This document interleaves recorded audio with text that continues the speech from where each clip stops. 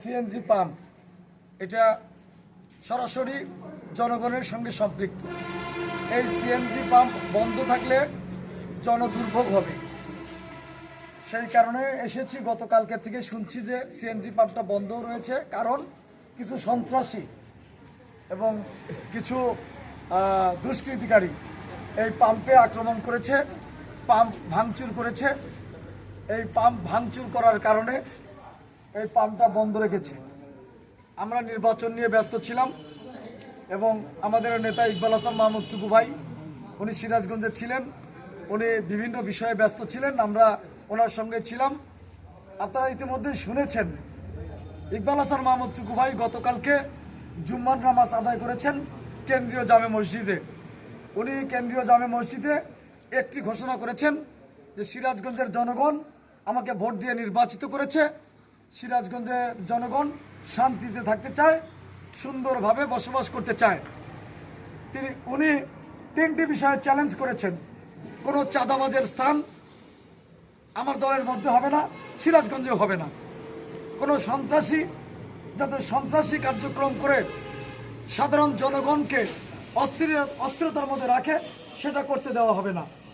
মাদকের বিরুদ্ধে উনি সরাসরি বলেছেন, মাদকে যারা আসক্ত হয়ে মাদক সেবন করছে অথবা মাদক বিক্রি করে সমাজকে কলুষিত করছে, মাদকের বিরুদ্ধে উনি স্পষ্ট কথা বলেছেন যে মাদক বিক্রেতা এবং মাদক সেবনকারী উভয়কেই উনি আইনের আওতায় নিয়ে আসবেন।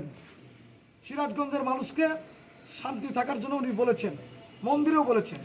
তো আজকে সেই কারণে বলতে চাই, এখানে এসেছিলাম যে যেহেতু সিএনজি কি অবস্থা আমি স্বচক্ষে দেখলাম, এটা ক্ষতিগ্রস্ত হয়েছে। আমি সিএনজি মালিক কর্তৃপক্ষের সঙ্গে আলোচনা করেছি, প্রশাসনের সঙ্গে আলোচনা করেছি। পুলিশ প্রশাসনের অনেক ঊর্ধ্বতন কর্মকর্তারা এসেছিলেন, তারা পরিদর্শন করেছেন। তারাও বলেছেন যে আপনারা আইনের আশ্রয় নিলে যারা সন্ত্রাসী, যারা এই ঘটনার সঙ্গে সম্পৃক্ত, আমরা তাদেরকে গ্রেপ্তার করব। কিন্তু আপনারা এই পাম্পটা চালু করার ব্যবস্থা করেন, জনগণ দুর্ভোগে পড়ুক, এটা আপনারা করবেন না। ওনারা এটা বলেছেন। আমি জেলা বিএনপির সেক্রেটারি হিসেবে আমিও সেই কথাটি বলতে চাই। ওনাদেরকে অনুরোধ করেছি যে আপনারা আইনের ব্যবস্থা নেন, প্রশাসন যারা সন্ত্রাসী তাদেরকে গ্রেপ্তার করবে, আর আপনারা জনদুর্ভোগ না করে পাম্পটা চালু করার ব্যবস্থা করেন। যেহেতু এই পাম্পের সঙ্গে সিএনজি, অ্যাম্বুলেন্স, তারপরে হচ্ছিল আপনার ট্রাক, বিভিন্ন পরিবহন জড়িত।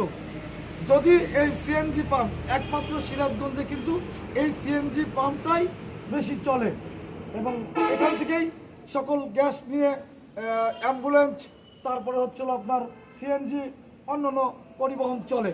সেজন্য আমরা অনুরোধ করেছি আপনারা দ্রুততম সময়ের মধ্যে আপনারা এই পাম্প চালু করার ব্যবস্থা করেন। প্রশাসন যেহেতু দায়িত্ব নিয়েছে, যারা সন্ত্রাসী, যারা আপনাদের এই পাম্পে আক্রমণ করেছে, তাদেরকে আইনের আওতায় নিয়ে আসবে এবং আমরা বিএনপির পক্ষ থেকে সকল সহযোগিতা করবো ইনশাল্লাহ। পাশাপাশি আমি আরেকটি কথা বলেছি যে এই পাম্পে কেউ যেন এসে কোনো পক্ষই চাঁদা আদায় করতে না পারে, চাঁদা চাইতে না পারে এবং আপনারাও প্রশ্রয় দিবেন না। আমি এই মালিক কর্তৃপক্ষকে বলেছি আপনাদের কোনো প্রশ্রয়ের কারণে যাতে গ্রুপিংয়ের সৃষ্টি না হয়, যাতে কেউ বলতে না পারে এক পক্ষ পাচ্ছে আর এক পক্ষ পাচ্ছে না, এরকম অবস্থার যদি তৈরি না হয়, এই ব্যাপারে আপনাদের স্পষ্ট কথা বলে গেলাম আমি জেলার সেক্রেটারি হিসেবে। তো সেই জন্য আমরা সকলের সহযোগিতা চাই, আমরা সিরাজগঞ্জের মানুষকে শান্তিতে রাখতে চাই।